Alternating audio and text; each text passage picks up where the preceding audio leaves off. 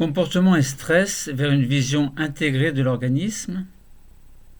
Toujours dans la thématique corps humain et santé, nous allons travailler aujourd'hui sur le cours concernant le stress chronique. Donc on passe d'un stress aigu à un stress chronique.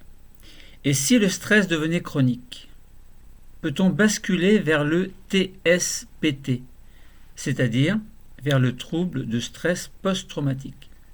Et qu'en est-il sur un cas particulier que l'on appelle le viol, par exemple?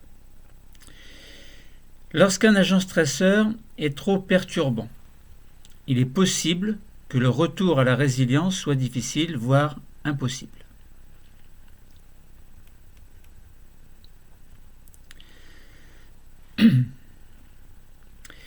En effet, certains agents stressants sont violents, aussi bien physiquement que moralement.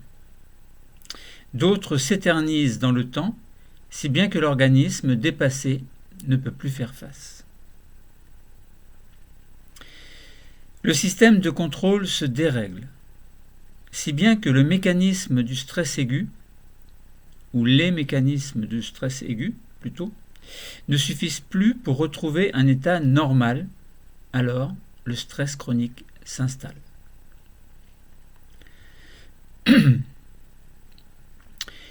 Comment reconnaître un stress chronique et quelles en sont les conséquences? Les effets du stress chronique se focalisent surtout dans le cerveau, plus spécialement au niveau du système limbique et du cortex préfrontal médian, ce que montrent clairement les données cliniques mises en évidence grâce à l'imagerie par résonance magnétique anatomique couplée à l'imagerie par résonance magnétique fonctionnelle. L'altération se met en place dans deux zones limbiques que l'on appelle amygdale ou amygdale et hippocampe. L'amygdale est impliquée dans la mémoire émotionnelle, tandis que l'hippocampe est nécessaire à la mémoire épisodique. Alors, on peut parler de mémoire contextuelle, c'est-à-dire de la mémoire qui se rapporte aux événements que nous avons vécus. Chose étrange, une plasticité mal adaptative se met en place lors d'un stress qui devient chronique. Nous insisterons au passage sur 3 points importants. Afin de mieux comprendre la nature et les conséquences du stress chronique, et ce sera le premier point, nous essaierons de préciser les conséquences d'un excès de cortisol sur les structures cérébrales impliquées dans le stress chronique. Deuxième point, nous expliquerons également comment un stress chronique peut augmenter les risques d'accidents cardiovasculaires.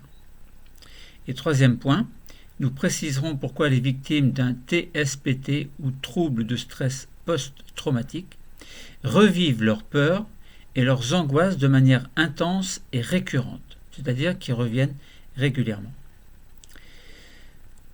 Un autre cours insistera sur la thérapie en lien avec le stress chronique, mais ça ne concerne pas ce cours. Alors, je vous suggère 2 vidéos intéressantes concernant les traumatismes et la thérapie, traumatismes et leurs conséquences sur le cerveau, sur le site. Alors, c'est compliqué à épeler, hein, c'est www.youtube.com /channel/ en majuscule UCVH petit t grand S 2 petit y grand M 9 petit b 5 q alors petit q 85 grand T petit a grand Q grand Y petit u petit w. Alors si vous ne trouvez pas, vous me le dites, hein, je vous enverrai le lien. Premièrement, lors d'un stress chronique, la sécrétion journalière de cortisol est perturbée. Essayons tout d'abord de comprendre la différence entre stress aigu et stress chronique. Nous avons vu dans un autre cours que lors d'un stress aigu, il y a une phase rapide d'alarme au cours de laquelle l'adrénaline est sécrétée, suivie d'une phase plus tardive de quelques minutes au cours de laquelle du cortisol à son tour est sécrété. Puis, ce stress aigu se termine lorsque l'agent stresseur n'existe plus. On parle de résilience lorsque le taux de cortisol est revenu à la normale et donc que les effets de ces hormones ne se font plus sentir. Dans le cas d'un stress chronique, les choses sont différentes. L'agent stresseur persiste et donc aussi le taux élevé de cortisol et en conséquence ses effets dans l'organisme. Donc, la sécrétion journalière de cortisol est perturbée. Ce constat peut se faire chez des personnes soumises durablement à un agent stresseur, par exemple le travail de la nuit, le chômage. On constate bien une élévation du taux de cortisol sanguin et non la résilience. Essayons de comprendre l'expérience suivante afin de mieux cerner la notion de stress chronique dans une situation concrète. Un cheveu, au cours de sa croissance, enregistre le taux de cortisol. Cette méthode originale permet de suivre en continu le taux sanguin de cortisol. Des mesures ont été faites chez 33 travailleurs de nuit et chez 89 travailleurs de jour. Le taux de cortisol était de 47 picogrammes par millilitre pour les premiers, contre 29 picogrammes par millilitre chez les seconds. Ces résultats montrent que le taux de cortisol est nettement plus élevé chez les travailleurs de nuit. Ils sont en situation de stress permanent, c'est-à-dire de stress chronique. De même, des comparaisons de mesures ont été faites entre 61 chômeurs de longue durée et 44 travailleurs. Les résultats ont montré un taux de cortisol nettement plus élevé chez les chômeurs. Ils sont aussi en situation de stress chronique. Cette élévation permanente du taux de cortisol est caractéristique d'un stress chronique. Il persiste dans le temps et peut conduire à diverses pathologies. Deuxièmement, une plasticité mal adaptative du cerveau. Au cours d'un stress chronique, nous verrons que des modifications peuvent être repérées au niveau du système limbique. Certaines de ces modifications peuvent être déduites de données en relation avec les symptômes de patients atteints du syndrome de Cushing, dont l'origine peut être soit une hyperplasie bilatérale des glandes surrénales, soit une tumeur de l'hypophyse. Dans les deux cas, il y a une sécrétion excessive de cortisol par les glandes surrénales. Le syndrome de Cushing est une maladie qui se caractérise par une hypersécrétion de cortisol par les glandes surrénales. Cette sécrétion accrue provient le plus souvent soit d'une tumeur des surrénales, soit d'une tumeur de l'hypophyse antérieure. Si la tumeur est localisée dans les surrénales, nous comprenons que le cortisol puisse être sécrété en excès, mais si la tumeur est dans l'hypophyse, comment expliquer l'excès de sécrétion de cortisol?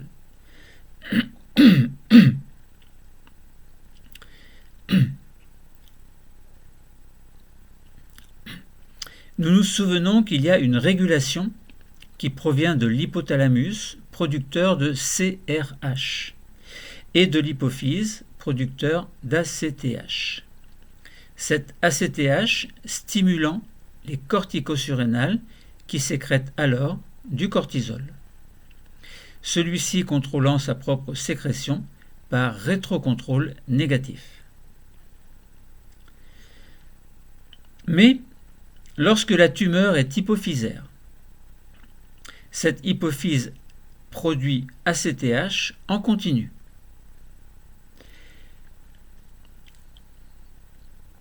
Ce qui stimule davantage les corticosurrénales productrices de cortisol. Donc, comme ACTH contrôle sans cesse la sécrétion de cortisol, celui-ci est produit en continu. De ce fait, l'action du cortisol est permanente puisque le rétrocontrôle est impossible.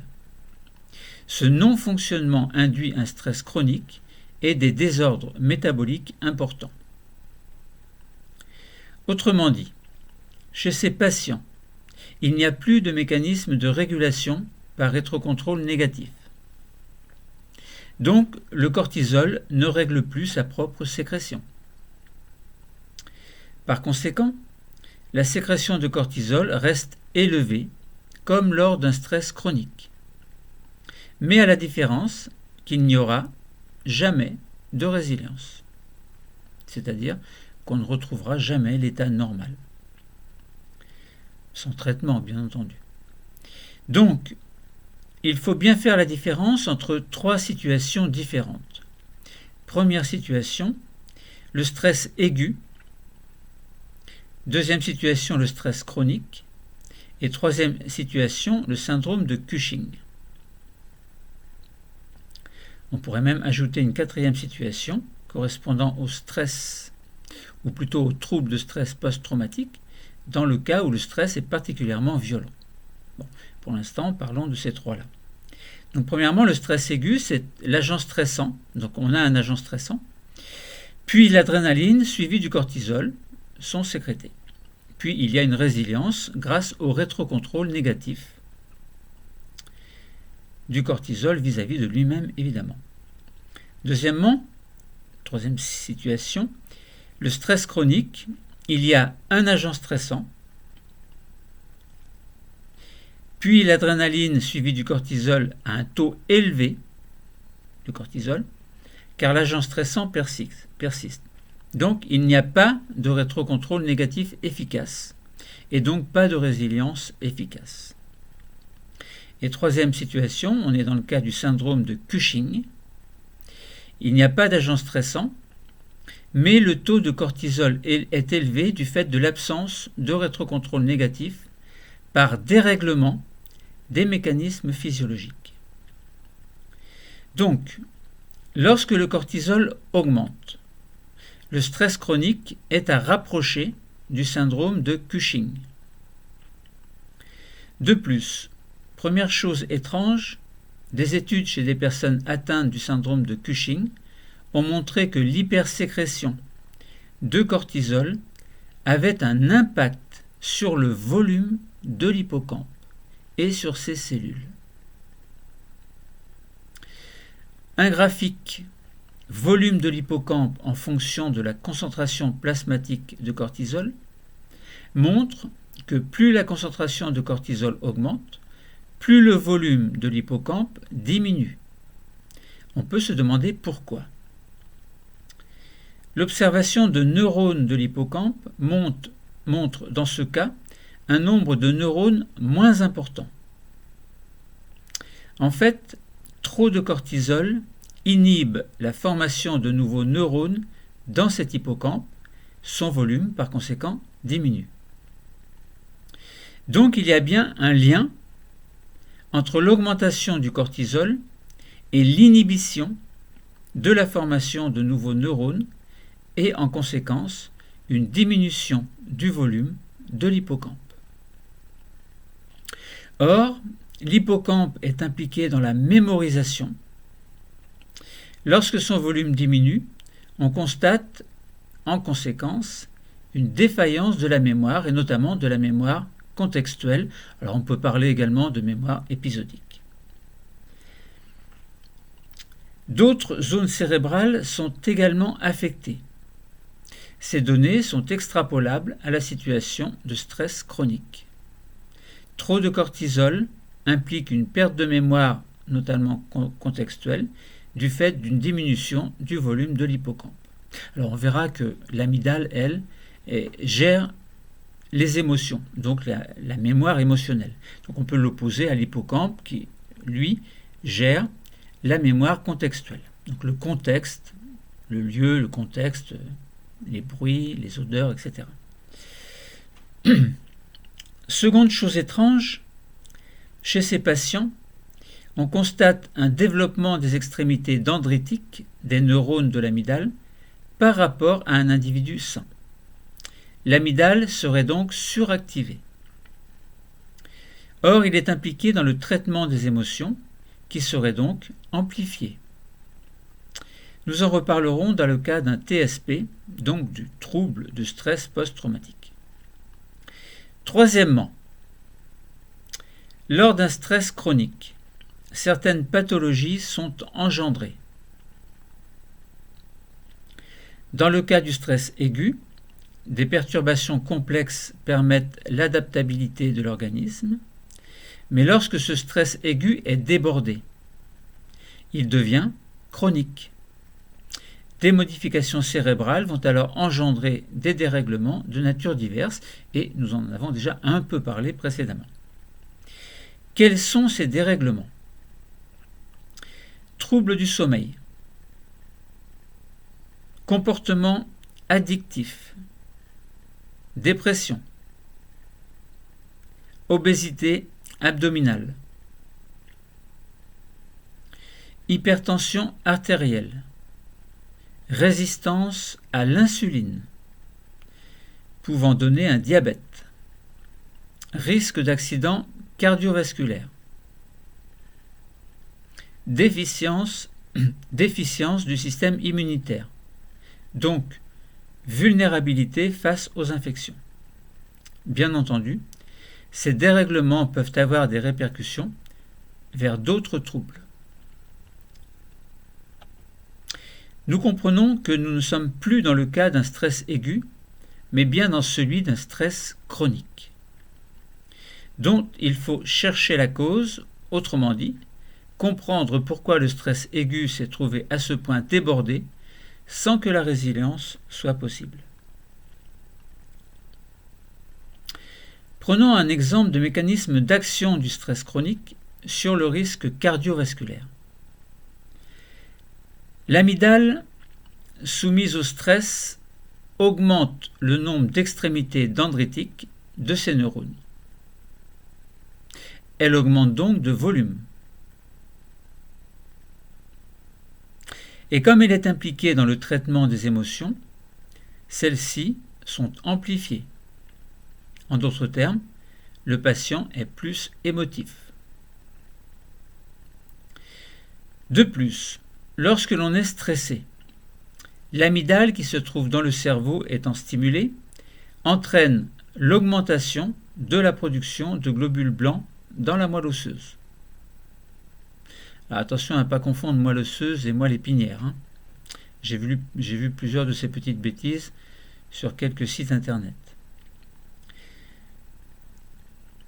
Ces globules blancs sont envoyés dans les artères où ils s'agglutinent et forment des plaques à l'origine de l'athérosclérose, resserrant ainsi le passage du sang et entraînant une inflammation, voire la formation de caillots qui peuvent se détacher et provoquer un AVC ou un infarctus. Les risques cardiovasculaires, notamment les risques d'accidents cardiovasculaires, augmentent. Les effets du stress intense sur le cœur sont réels à plus ou moins long terme. D'autre part, le stress chronique intense a un effet très important sur le système nerveux autonome sympathique, lequel provoque directement une stimulation intense du cœur et indirectement la sécrétion de l'adrénaline, dont les effets sont aussi ceux d'augmenter la fréquence cardiaque, avec quelquefois des arythmies cardiaques et des contractions des artères coronaires, c'est-à-dire des vaisseaux qui irriguent le muscle cardiaque lui-même, c'est-à-dire le myocarde. Pour appuyer ces explications, vous pourrez facilement trouver sur Internet un document concernant l'exemple d'agents stresseurs tels que les séismes. Par exemple, on constate que de 2005 à 2010, le nombre d'arrêts cardiaques dans certaines préfectures du Japon se maintient entre 75 à 100 par semaine entre le 11 février et le 29 avril de chacune des 6 années. Mais, en 2011, suite au tremblement de terre, ce nombre a doublé au cours des semaines qui ont suivi, illustrant ainsi les répercussions négatives du stress intense sur le cœur, la plupart des arrêts cardiaques étant suivis d'un décès. Donc on a bien la relation entre un agent stresseur et puis les risques cardiovasculaires. Quatrièmement, le TSPT, ou trouble, T pour trouble de stress post-traumatique. Conséquence d'un agent stresseur traumatisant, donc je répète, trouble de stress post-traumatique. Certains agents stresseurs, particulièrement traumatisants, peuvent engendrer à plus ou moins long terme un trouble de stress post-traumatique. Grand A. Citons d'abord quelques constats en relation avec le TSPT. Premièrement, prenons 3 exemples de troubles. Les souvenirs ressurgissent par des cauchemars. Les souvenirs ressurgissent par des crises d'angoisse intenses. La peur ressentie lors de l'événement est revécue. À noter qu'un TSPT s'est installé si les troubles se poursuivent pendant plusieurs mois. Deuxièmement, paradoxalement, et nous expliquerons pourquoi plus loin, l'information émotionnelle est disproportionnée par rapport à l'information contextuelle. Autrement dit, la mémoire émotionnelle est disproportionnée par rapport à la mémoire contextuelle. À propos du souvenir émotionnel, suite à une exposition à un événement traumatique grave, un souvenir émotionnel intense se crée dans la mémoire. Il ressurgit sans cesse avec la même force à chaque évocation de l'épisode vécu ou à chaque perception sensorielle déclenchante. À propos de souvenirs épisodiques ou contextuels, nous pouvons dire aussi souvenirs contextuels, le contexte de ce que nous avons vécu.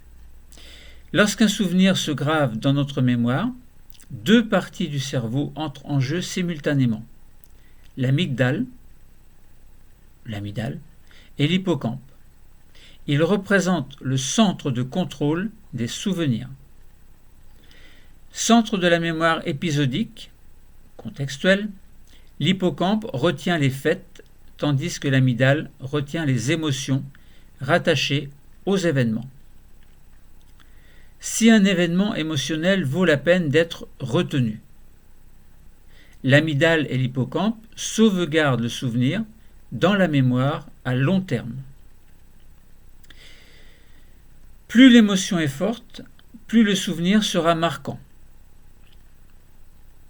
Si vous vous remémorez un souvenir important, vous revivez une partie de l'émotion qui y était rattachée, mais de façon moins intense. Chez les victimes du trouble de stress post-traumatique, le souvenir ne s'adoucit pas avec le temps, nous en reparlerons. Il est revécu indéfiniment par le sujet, avec une intensité comparable au moment de la survenance de l'événement.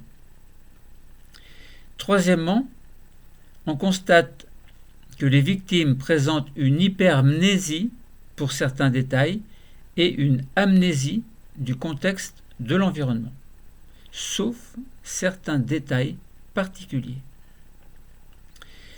Tous ces troubles et manifestations sont dus à un dérèglement du système limbique. Donc il fait intervenir notamment l'amygdale et l'hippocampe. Grand B. Essayons de comprendre en quoi les structures cérébrales sont impliquées dans ces troubles. Les perturbations engendrées peuvent être repérés au niveau de 3 zones cérébrales. Le CPM, ou cortex préfrontal médian, l'amygdale, qui gère les émotions, notamment la mémoire émotionnelle, et l'hippocampe, qui gère la mémoire, notamment la mémoire contextuelle.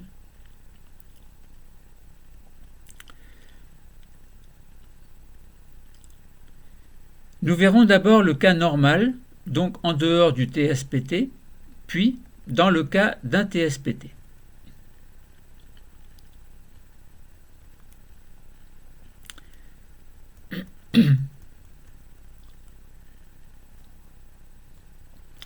Premièrement, fonctionnement normal des 3 structures, donc cortex préfrontal médian, amygdale et hippocampe.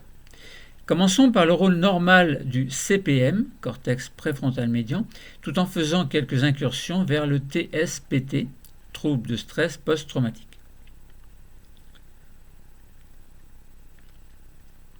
Des connexions importantes à l'amygdale proviennent aussi du cortex préfrontal médian. Elles seraient impliquées dans le processus d'extinction de la peur conditionnée. Le cortex préfrontal serait également impliqué dans la dernière phase de la confrontation à un danger, celle où après la réaction émotive automatique initiale, nous devons réagir et choisir l'action la plus efficace pour se soustraire au danger. D'ailleurs, chez les personnes au cortex frontal endommagé, donc on parle de syndrome frontal, la planification de la moindre tâche est très difficile, voire impossible. La planification volontaire d'une réponse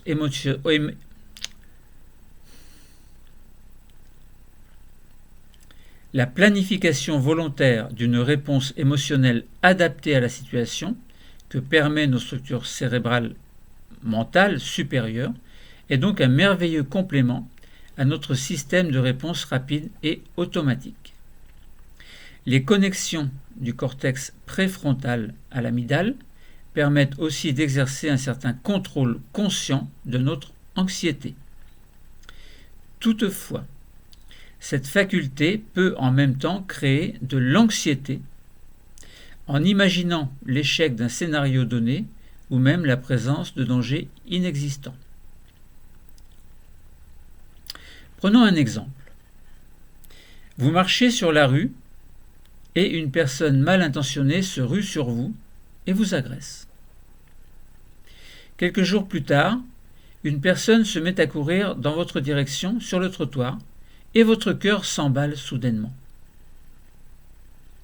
Vous vous calmez alors que la personne passe à côté de vous sans vous toucher en essayant de rattraper son autobus.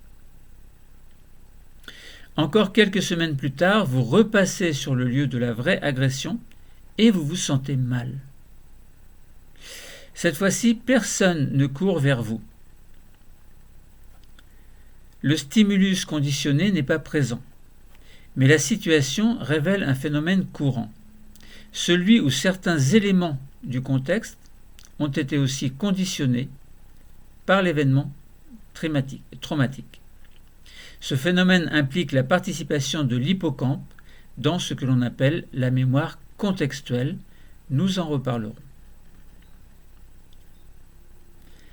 Retenons que le CPM régule l'activité de l'amygdale en l'inhibant plus ou moins.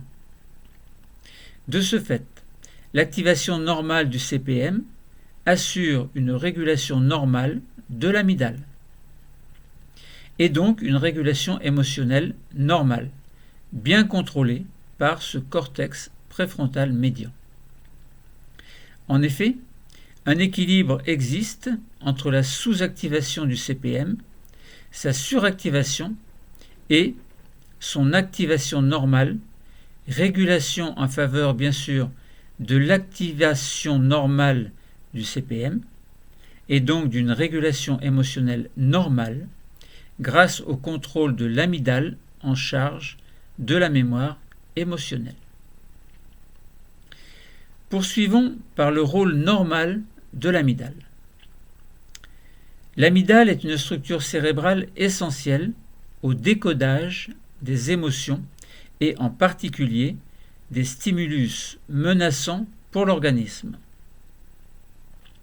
En effet, l'évolution a regroupé plusieurs circuits du système d'alarme de notre organisme dans l'amygdale. Je répète. En effet, l'évolution a regroupé plusieurs circuits du système d'alarme de notre organisme dans l'amygdale. Par conséquent, plusieurs stimulus sensoriels convergent vers l'amygdale pour informer des dangers potentiels de son environnement.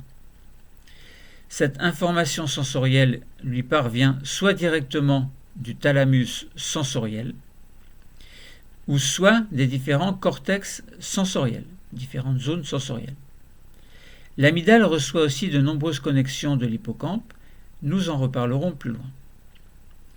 Retenons que l'amygdale gère la mémoire émotionnelle afin qu'elle soit normale.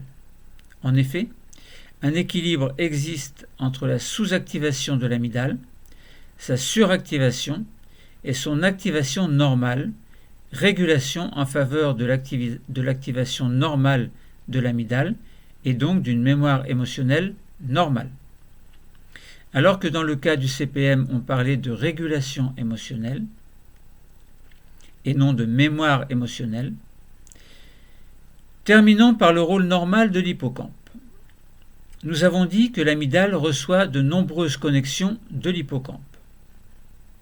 En effet, celui-ci est impliqué dans le stockage et la remémoration de souvenirs explicites et ces connexions à l'amygdale peuvent être à l'origine d'une émotion déclenchée par un souvenir particulier. L'hippocampe est spécialisé dans le traitement et non pas d'un seul stimulus, mais d'une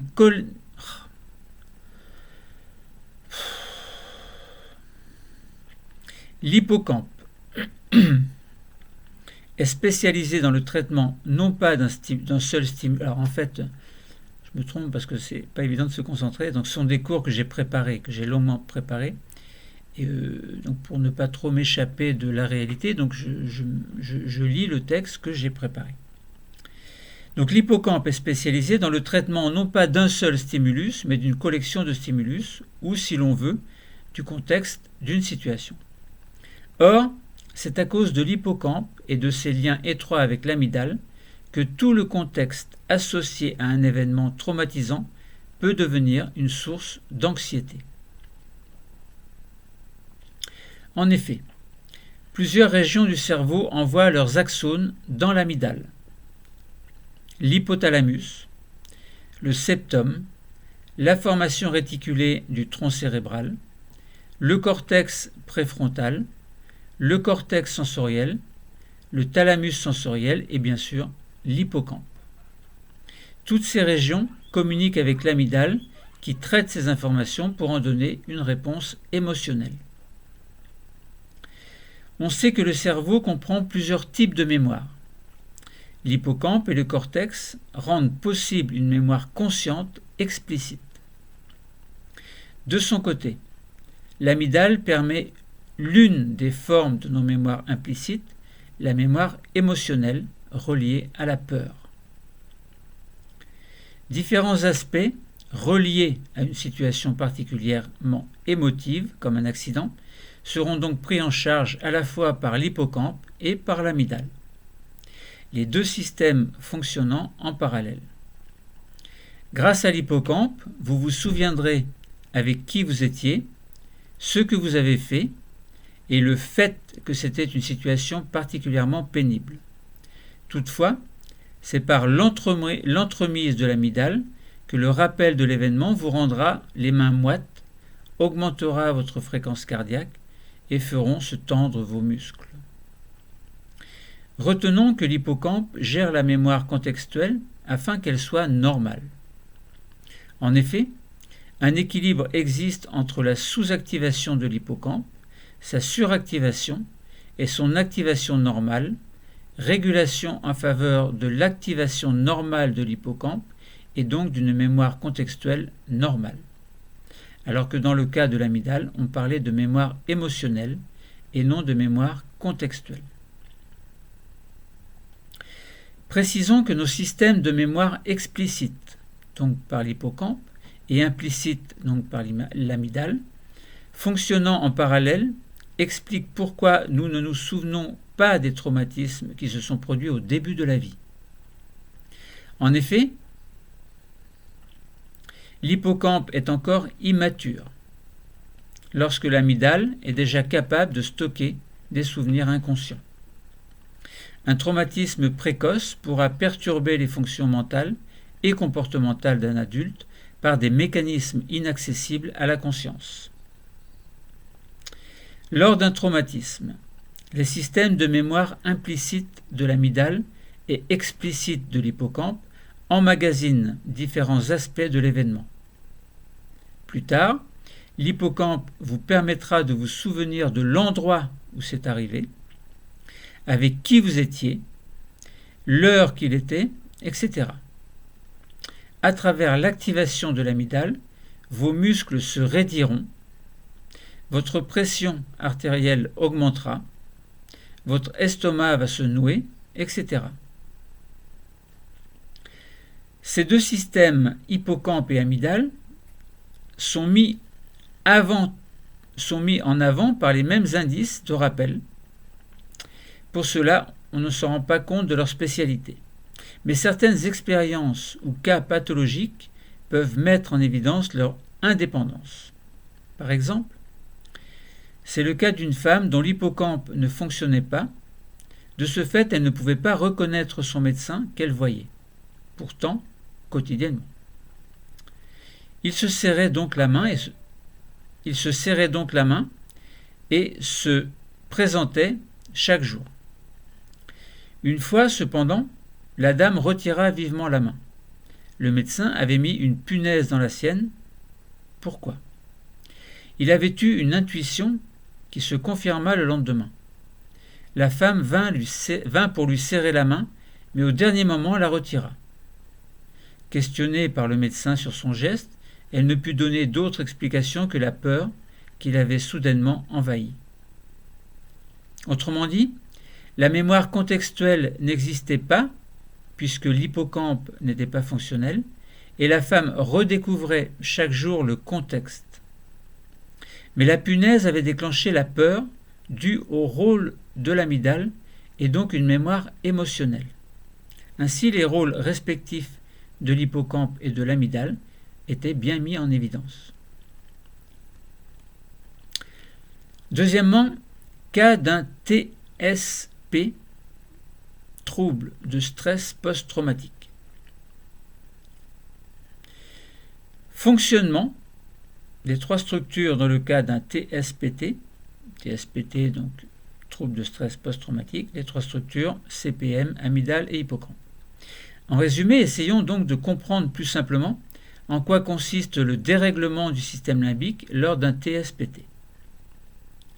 Commençons par le rôle du CPM, cortex préfrontal médian.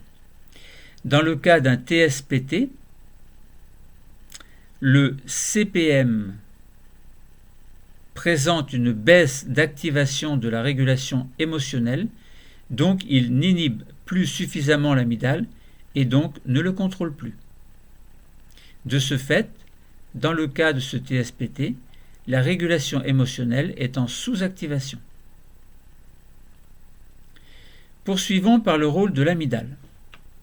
Vu que le CPM, qui est censé contrôler l'amygdale, présente une baisse de la régulation émotionnelle, ce CPM inhibe moins l'amygdale, donc celle-ci se trouve suractivée. Par conséquent, dans le cas d'un TSPT, la mémoire émotionnelle est suractivée. Terminons par le rôle de l'hippocampe. L'hippocampe présente une activation normale. De ce fait, la mémoire contextuelle varie peu, c'est-à-dire que la mémoire du contexte varie peu. ou encore la mémoire qui fait référence à un meilleur rappel d'épisodes ou d'informations spécifiques lorsque le contexte présent lors de l'encodage, c'est-à-dire lors de l'apprentissage, et de la récupération est similaire, c'est-à-dire que l'on a alors le même contexte. Se souvenir que le contexte est toujours enregistré avec ce que l'on apprend et avec ce que l'on subit dans le... Se souvenir que le contexte est toujours enregistré avec ce que l'on apprend ou avec ce que l'on subit dans le cas d'un TSPT. Pour mieux comprendre ce système de mémorisation, il faut savoir que le processus de mémorisation suit un cheminement en 3 étapes. L'encodage ou apprentissage, le stockage et le rappel ou récupération. L'encodage, alors première étape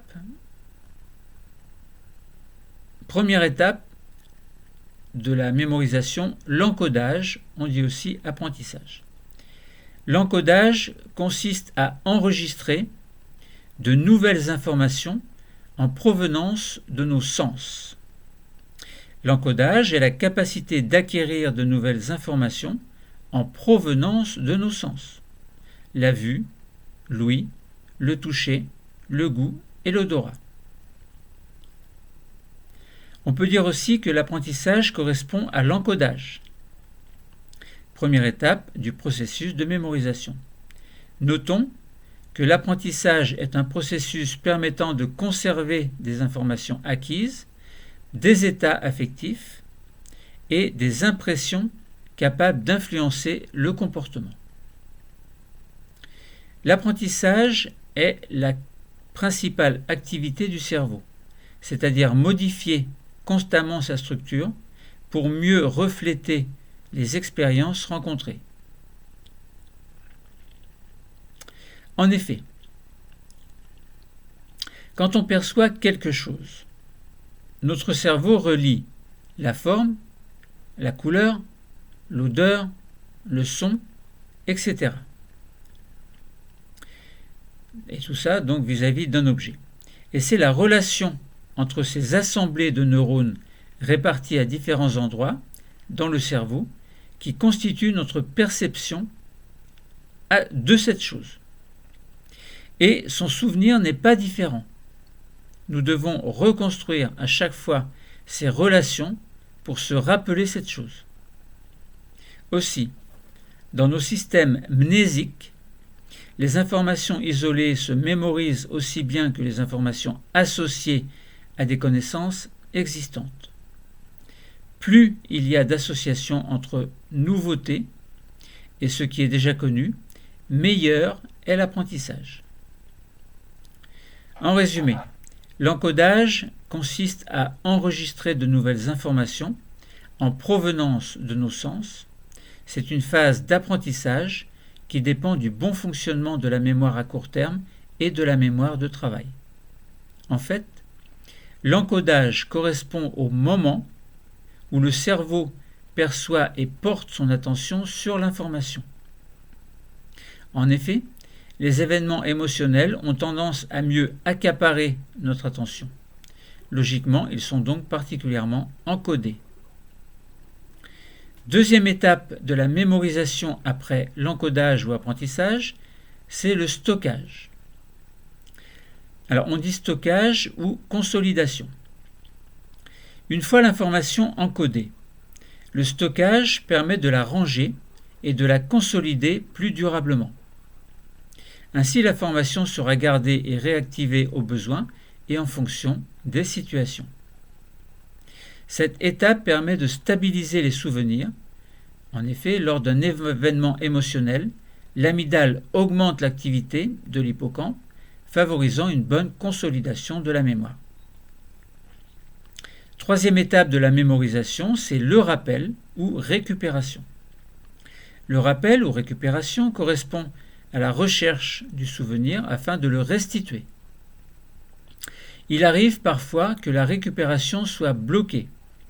C'est ce que nous appelons plus communément un trou de mémoire. Pour parvenir à restituer ce souvenir, nous pouvons nous aider des indices, des repères pris à l'encodage et se rappeler le contexte d'apprentissage de l'information. La récupération correspond au rappel du souvenir. Or, plus un souvenir est émotionnellement fort, plus il est vivace. Les éléments contextuels, où, quand, comment, sont codés séparément des éléments émotionnels. En effet, les éléments contextuels dépendant surtout d'un codage lié à l'hippocampe, alors que les éléments émotionnels dépendent surtout d'un codage lié à l'amygdale. Comme l'amygdale contribue fortement à la récupération des souvenirs émotionnels, cela expliquerait pourquoi on se souvient tant des informations émotionnellement saillantes, mais moins des informations de contexte plus neutres. Pour mieux comprendre ce processus de mémorisation, nous pouvons prendre les images suivantes. Étape 1, l'encodage. On peut imaginer une frappe d'informations sur un clavier. Étape 2, la consolidation ou stockage. On peut imaginer que des informations sont encodées dans un disque dur. Et étape 3, la récupération ou rappel des informations encodées et stockées, donc consolidées. On peut imaginer la projection sur un écran. Précisons que le traitement des informations fait intervenir 3 types de mémoire. La mémoire sensorielle, la mémoire à court terme et la mémoire à long terme. Prenons un exemple. Imaginons un stimulus. Les entrées sensorielles permettent au cerveau de capturer l'information générale d'une foule de gens. Cette perception par les organes sensoriels est stockée dans la mémoire sensorielle, qui dure moins de 1 seconde. Si on porte notre attention sur une personne dans cette foule, ou s'il y a des informations importantes, ces informations déduites de notre attention sont mémorisées dans la mémoire donc à court terme. Et dans la mémoire de travail qui dure moins de 1 minute. Et si on porte notre attention suffisamment longtemps, c'est-à-dire si on répète ou si l'on s'entraîne, alors les informations sont encodées, donc apprises, et ceci vers les zones de stockage de la mémoire à long terme, qui, elles, durent des jours, des mois, des années, voire toute la vie. Ces informations encodées peuvent bien sûr être récupérées. Mais s'il n'y a pas d'encodage vers la mémoire à court terme, ni de consolidation vers la mémoire à long terme, alors les informations tombent dans l'oubli. Nous avons bien eu les 3 étapes de la mémorisation, à savoir l'encodage, le stockage et la récupération. Pour revenir au fonctionnement des 3 structures, dans le cas d'un TSPT, nous pouvons faire le bilan suivant ensemble. Dans le cas d'un TSPT, la mémoire émotionnelle est suractivée, gérée par l'amygdale et le CPM évidemment. Elle est disproportionnée par rapport à la mémoire contextuelle normalement activée et qui, elle, est gérée par l'hippocampe. Ce trouble est une pathologie dans laquelle la mémoire est impliquée. Lorsqu'on mémorise un événement, le souvenir qui lui est associé contient 2 parties, une composante émotionnelle et une composante contextuelle. La composante émotionnelle gérée par l'amygdale concerne les émotions ressenties au moment de l'événement. On parle de mémoire émotionnelle. La composante contextuelle est gérée par l'hippocampe, concerne le moment et le lieu de l'événement, les odeurs, les sons, etc. On parle de mémoire contextuelle. Amygdale et hippocampe communiquent entre elles. Dans le cas d'un TSPT, il y a une surmémorisation de l'information émotionnelle due à une suractivation de l'amygdale, du fait d'une baisse de l'activation du CPM qui est censé inhiber l'amygdale afin de mieux gérer les émotions. Plus l'inhibition, donc la suractivation de l'amygdale, donc la mémoire émotionnelle, est surmémorisée. Donc il n'y a plus d'inhibition. Donc il y a une suractivation de l'amygdale. Donc il y a une mémoire émotionnelle surmémorisée. L'information contextuelle est alors liée à une information émotionnelle disproportionnée. Avec le temps, l'activité de l'amygdale devrait diminuer, ce qui n'est pas le cas pour le TSPT. D'où la peur restée intacte lors des reviviscences, c'est-à-dire lors des réapparitions après une période d'oubli. Nous comprenons que les informations sensorielles relatives à un événement quel qu'il soit doivent être encodées dans la mémoire à court terme pour être transférées dans la mémoire de travail pour pouvoir ensuite être récupérées ou rappelées sur le court terme. En revanche, si l'encodage dans la mémoire à court terme est consolidé, alors les informations sont transférées dans la mémoire à long terme. Informations qui peuvent être aussi transférées dans la mémoire de travail pour ensuite être également récupérées. Sans encodage ni consolidation, les informations tombent dans l'oubli. C'est ainsi que notre environnement et tous les événements grâce aux informations sensorielles se trouvent mémorisés dans notre cerveau suite aux encodages, au stockage et au rappel sous forme de souvenirs plus ou moins agréables ou désagréables, voire extrêmes comme dans le cas d'un TSPT, mais aussi sous le joug d'un grand bonheur. On cherche à soigner un TSPT, mais on ne cherche pas à soigner un grand bonheur. Pourtant, on pourrait aussi. Oui, c'est de moi.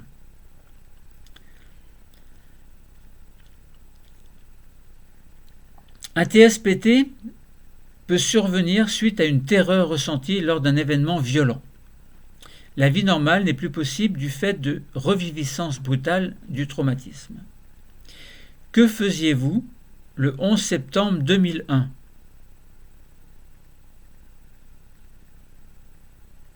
Vous vous souvenez du contexte et de l'émotion ? Les personnes interrogées ont souvent un souvenir très détaillé de cette journée.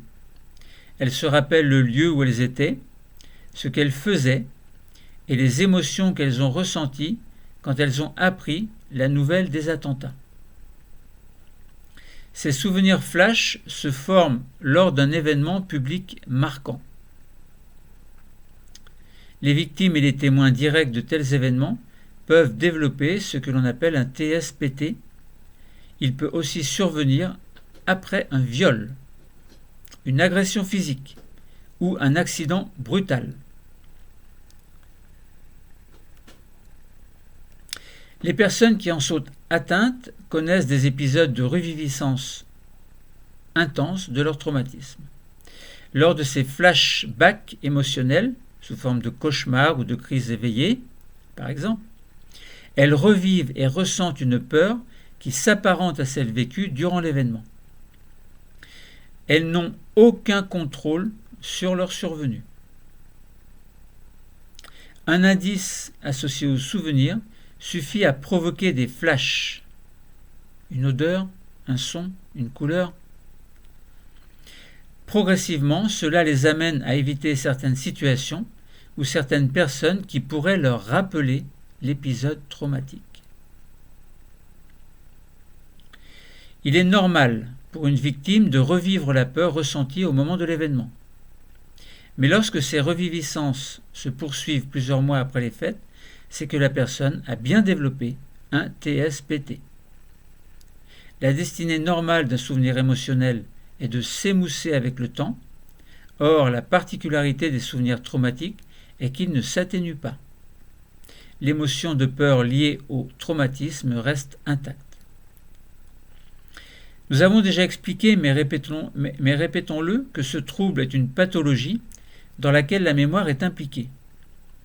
Lorsqu'on mémorise un événement, le souvenir qui lui est associé contient deux parties, une composante émotionnelle et une composante contextuelle. Alors j'ai déjà lu ce texte, mais je le relis, parce que c'est important. La composante émotionnelle gérée par l'amygdale concerne les émotions ressenties au moment de l'événement. On parle de mémoire émotionnelle. Et la composante contextuelle générée par l'hippocampe concerne le moment et le lieu de l'événement, les odeurs, les sons, etc. Et là, on parle de mémoire contextuelle. Amygdale et hippocampe communiquent entre elles, et dans le cas d'un TSPT, il y a une surmémorisation de l'information émotionnelle due à une suractivation de l'amygdale, du fait d'une baisse de l'activation du CPM qui est censé inhiber l'amygdale afin de gérer au mieux les émotions.